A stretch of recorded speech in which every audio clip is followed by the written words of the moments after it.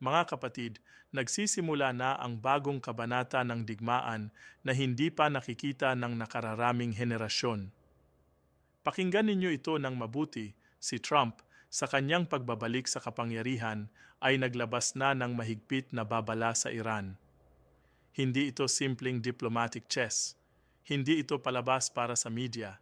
Ito ay tunay na mobilisasyon ng military force na maaaring magdulot ng malawakang kaguluhan sa buong Middle East at sa ekonomiya ng buong mundo, kasama na tayo. Tandaan ninyo, ang Iran ay hindi basta kalaban. Sila ay may kakayahang isara ang Strait of Hormuz, kung saan dumadaan ang 21% ng global oil supply. Kapag nangyari iyan, tataas ang presyo ng langis sa buong mundo. Damay tayo sa taas ng gasolina, kuryente, at bilihin. At higit pa riyan, ang Iran ay may malawak na network ng proxy forces sa Iraq, Syria, Lebanon, at Yemen. Isang spark lang, sumabog ang buong rehiyon. Ngunit bakit ngayon? Bakit si Trump ay nagmamadaling ipakita ang military dominance? Dahil ang geopolitical balance ay gumuguho na. Ang China ay tumitindig sa likod ng Iran. Ang Russia ay nagbibigay ng advanced weapons technology. Ito ay proxy war ng superpowers at tayo, ang Pilipinas, ay nasa gitna ng dagat kung saan dumadaan ang trade routes na maaapektuhan ng gulo. Kaya makinig kayo, obserbahan. Dahil ang susunod na hakbang ay makakaapekto sa ating kinabukasan. Mga kapatid, umupo kayo at makinig ng mabuti dahil ang kwentong ito ay hindi lang tungkol sa Amerika at Iran. Ito ay tungkol sa atin, sa ating pamilya, sa ating kinabukasan. Noong nakaraang mga linggo, nagsalita si Donald Trump sa kanyang mga press conference at sa mga meeting niya sa Pentagon at ang mensahe ay malinaw, ang Iran ay nasa crosshairs na ng American military machine. Hindi ito banta lang para sa headlines. Hindi ito diplomatic posturing na nakikita natin sa mga nakaraang administrasyon. Ito ay aktwal na paghahanda para sa posibleng armed conflict na maaaring magbago ng trajectory ng buong mundo. Tignan ninyo, si Trump ay kilala natin bilang taong hindi umaatras sa kanyang mga sinasabi. Noong 2020, siya mismo ang nag-order ng assassination kay General Qasem Soleimani, ang pinakamataas na military commander ng Iran. Iyon ay isang bagay na kahit ang mga nakaraang administrasyon ay hindi nangahas gawin dahil alam nila ang consequences. Pero ginawa ni Trump. At ngayong bumalik siya sa poder, mas malaki pa ang kanyang mandate, mas malakas pa ang kanyang political capital, at mas aggressive pa ang kanyang foreign policy team. Ang tanong ay hindi na kung magkakaroon ng escalation. Ang tanong ay kailan at gaano kalaki ang magiging impact nito sa ating lahat. Kailangan ninyong intindihin ang context ng galit ni Trump sa Iran.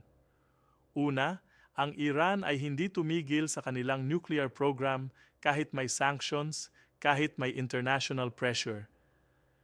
Ang kanilang uranium enrichment facilities ay patuloy na gumagana at according sa mga intelligence reports mula sa Israel at Amerika, malapit na silang makagawa ng functional nuclear weapon sa loob ng ilang buwan o ilang taon.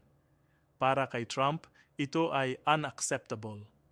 Para sa kanya, ang nuclear Iran ay existential threat hindi lang sa Israel na close ally ng Amerika, kundi sa buong balance of power sa Middle East.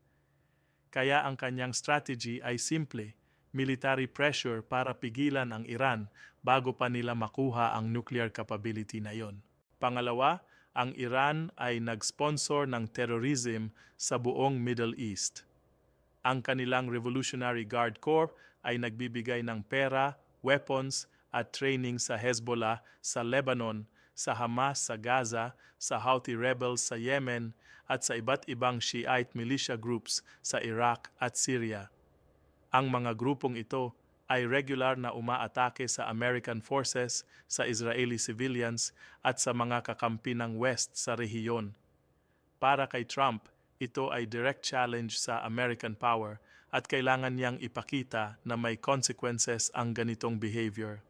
Kaya ngayon, nakikita natin ang pagtaas ng American naval presence sa Persian Gulf. Nakikita natin ang deployment ng additional fighter jets, aircraft carriers, at special operations units sa mga bases sa Qatar, Bahrain, at UAE. Ito ay hindi practice drills.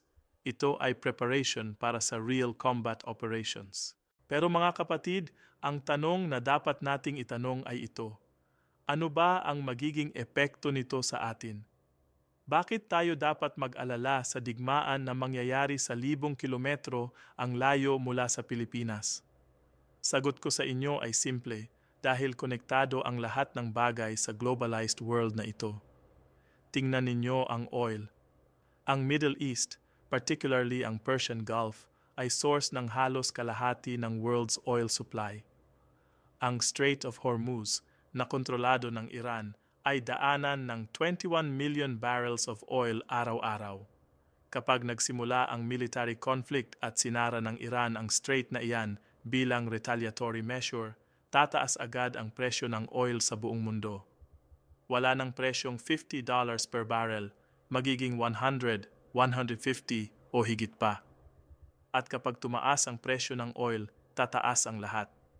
Ang ating gasolina, diesel, kuryente, pamasahe, bilihin, lahat yan tataas. Ang ordinaryong Pilipino na kumikita ng minimum wage ay magiging mas hirap pa ang buhay. At hindi lang iyan ang dapat nating bantayan. Tingnan ninyo ang shipping at global trade dahil dito mabilis na ramdam ang epekto ng anumang kaguluhan. Ang malaking bahagi ng mga produktong dumarating sa Pilipinas, lalo na mula sa Europe at Middle East, ay dumadaan sa Suez Canal at Persian Gulf na itinuturing na lifelines ng pandaigdigang kalakalan.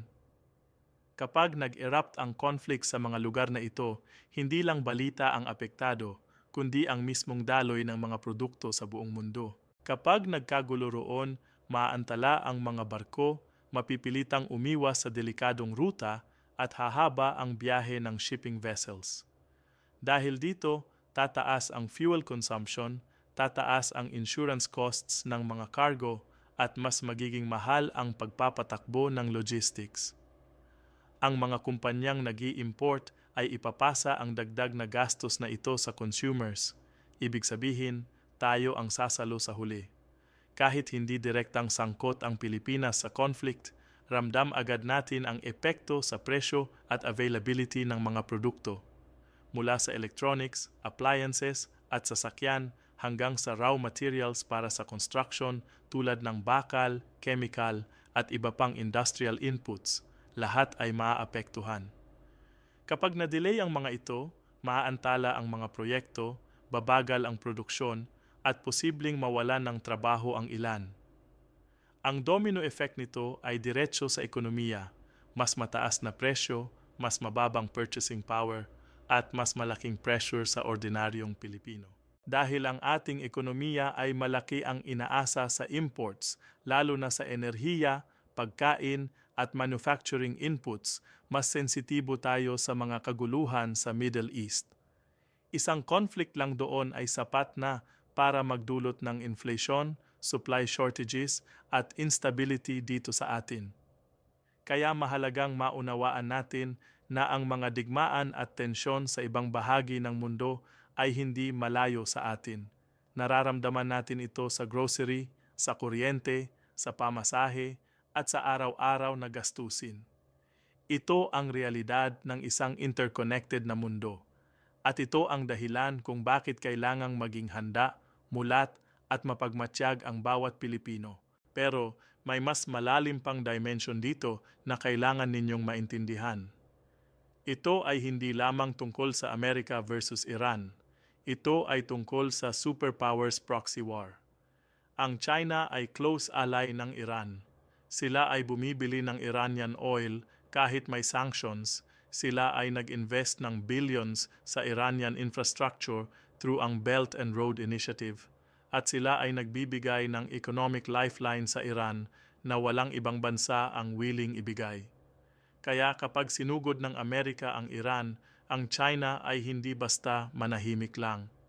Maaaring hindi sila direktang makialam militarily, pero maaari nilang gamitin ito bilang opportunity para lalong palakasin ang kanilang influence sa Middle East, para lalong pahinain ang American credibility, at para lalong ipakita sa mundo na ang unipolar American dominance ay tapos na. At syempre, ang Russia.